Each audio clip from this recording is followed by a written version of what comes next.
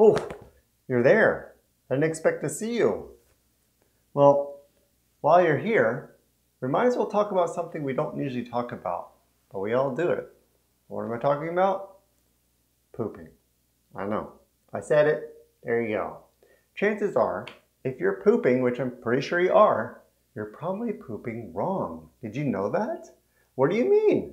I'm going to show you. In this video, I'm going to show you some complications and some dangers associated with pooping on a toilet and ways to overcome those. And I'm going to show you some tips and tricks on how to make sure you're keeping on pooping and keeping on moving. I'm Dr. Sean, your PT guy, and our videos help you learn how to move better and stay independent to enjoy your life. Let's get moving. Disclaimer!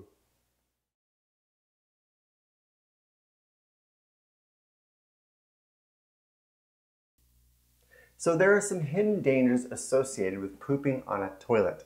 It's all related to not being able to relax a specific muscle that we have called the Puborectalis muscle. We all have this muscle. It's a great muscle. I'll show you all about it in the next section. But for now, just realize when you're sitting on a toilet, you can't fully relax that muscle. So it's creating a tension in your rectum. And when there's a tension in your rectum, that's going to lead to that first danger. You're going to bear down or strain to try to increase that abdominal pressure to overcome the tightened muscle pressure. When you do that and you're bearing down and straining, that blood pressure, it's going to spike up and then it's going to crash. And when it crashes, you could pass out. I'm sure you've heard of people passing out on the toilet. You could also have a stroke. We don't want to do any of that stuff. So when you're straining, you can increase your blood pressure. That's not good. You can also increase the risk of having unhappy hemorrhoids. Have you ever met a happy hemorrhoid? No. They're unhappy because they're hemorrhoids, okay? So these hemorrhoids, when they're basically vessels, and they're like little veins that come out of your rectum when you're bearing down hard and straining hard. Another thing that can happen is organ prolapse.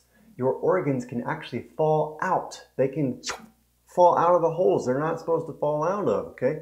When you're bearing pressure down and you're straining, it can push those little structures down. We don't want that. They're supposed to stay up there. Stay in line, please. Yes, right? Now, it can also lead to crappy constipation. If you can't fully relax that muscle, you're not going to be able to get all of it out. And there's going to be a block, and a block, and a block, and a block, and you're going to become constipated, and that's no fun. That is painful. You don't want to have that happen. Your family's going to need to leave when you have to go to the bathroom fully. Watch out.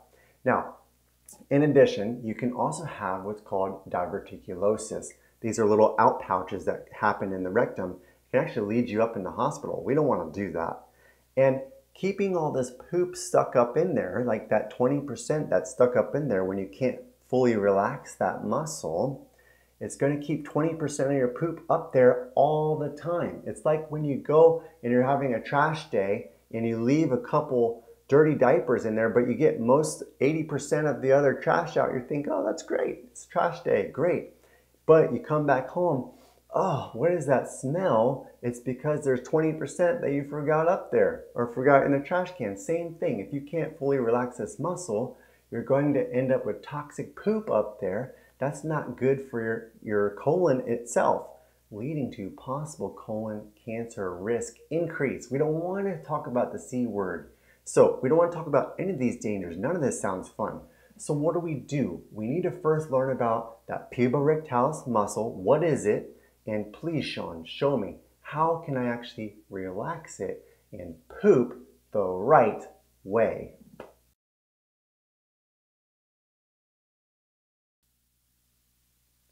So the puborectalis muscle, I've got my little spine here.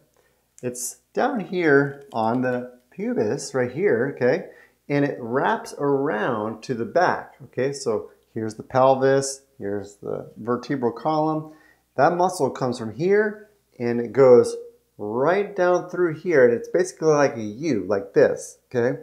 So when it's tight, it's pulling forward. pinching off that rectum so that it remains, so that you're not dropping bombs all over the place, okay? So we want that muscle. It's a very important muscle, but we need to learn to relax it. So how do we relax it? If you're just sitting on a toilet, chances are you're going to be sitting on a higher toilet with your knees roughly about where your pelvis is, okay? Or maybe you're on one of those super high risers because you want to get off a little bit easier. Maybe your legs are a little bit weak and you're trying to get up a little bit easier. That's fine, it's okay. We just need to realize the more that our knees are at our line of our pelvis or below, we're going to have problems. We really want to try to get our knees above our pelvis. Now, we can't really just try to go poop like that, but back in the day, we all used to actually squat to go poop. And then we invented toilets, and this is great. Again, privacy, all those things, sanitary aspects, great. So what do we do? Well, thankfully, we have the Squatty Potty. The Squatty Potty is this little plastic thing that scoots right underneath of the toilet. And when you come in, you can stand up in front of it, no problem. And when you need it, and you're sitting down, you sit down first, you just bring the Squatty Potty out, okay? And then you bring your foot up and your other foot up. And notice that my knees are now above my pelvis. This is relaxing that puborectalis muscle. Now, I need to be careful holding mine in right now because when it's relaxed, it makes you really want to go super fast. So this Squatty Potty is very helpful in allowing that muscle to finally open up and relax. Once it's relaxed, you're going to be able to go poop a whole lot easier. Now, Squatty Potties come in 7-inch rises and 9-inch rises. Obviously, the 9-inch rise is going to put your knees a little bit higher up, which makes it even relax a little bit more. But there's some cautions here. If you have a posterior hip replacement or other restrictions, you may not actually be able, or for safety reasons, you may not be able to at sometimes go past 90 degrees. Like if you recently had a hip replacement and a posterior hip replacement, sometimes you're not allowed to go past 90 degrees because you want to keep that hip safe. You want to keep that all safe. And there needs time to, for that hip to heal. But assuming you don't have that issue, it's going to be helpful to use a Squatty Potty. Now, one cool little tip is when I use a Squatty Potty, I like to use either both feet on top, or I like to put my right foot up, okay? If I put my right foot up, we've got a couple added bonus features here, okay?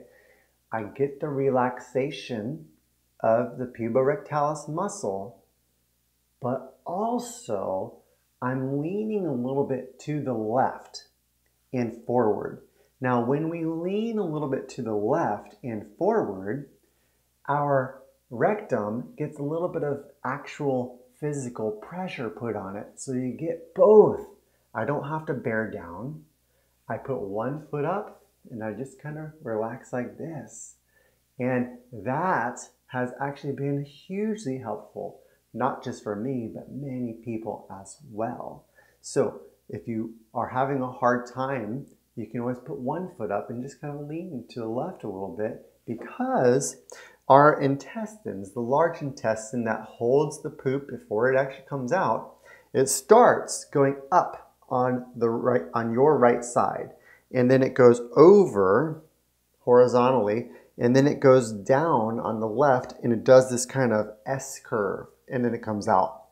So That's another tip that you can do. You can actually massage and self-massage. Come up on the right side and then come over, and you're just adding some pressure, okay?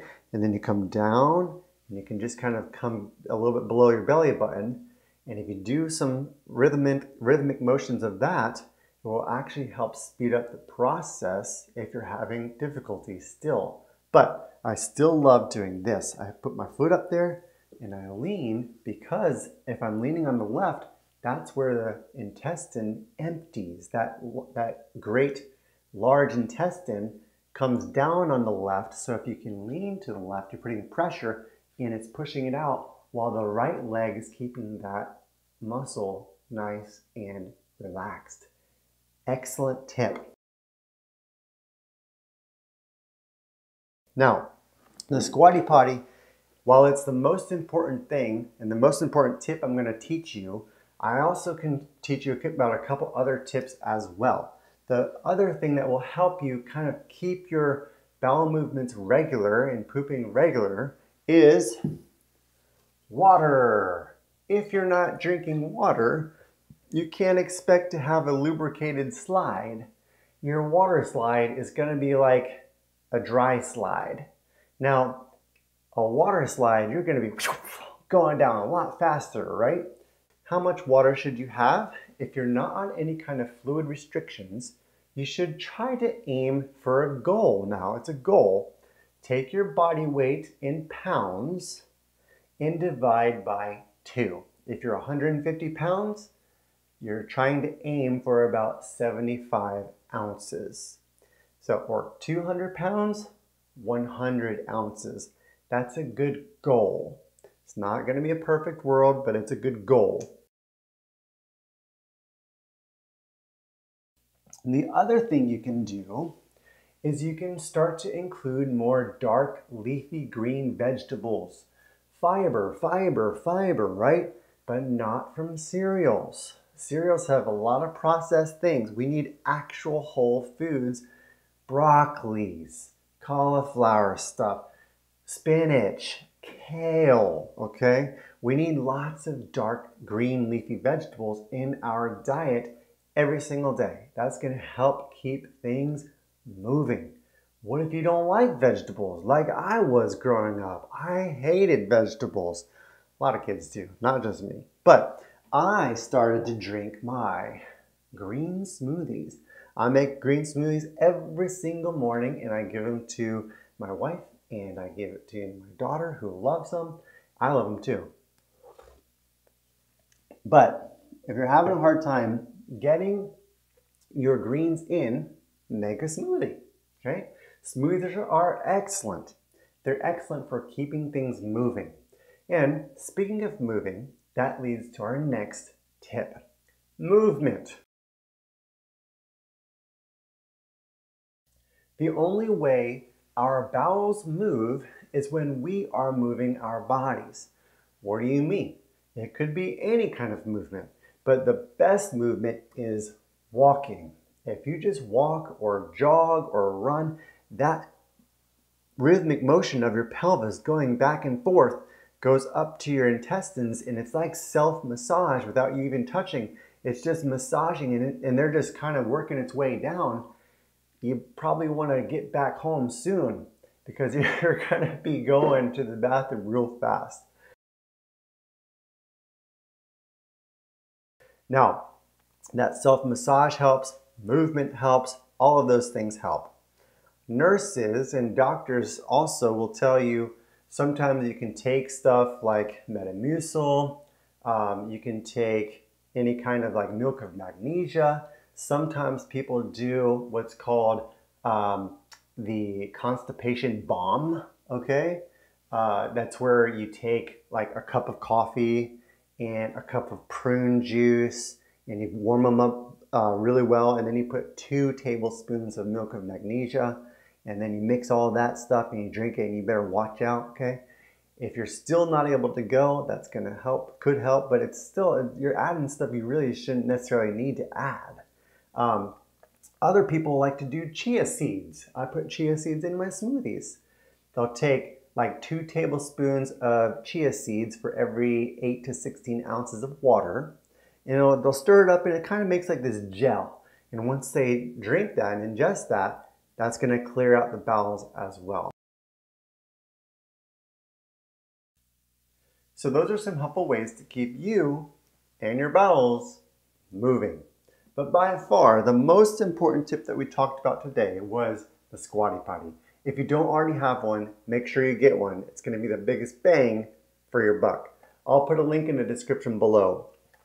If you want more videos just like this one to help you learn how to move better and stay independent to enjoy your life, click the subscribe button down below and we'll see you in the next video.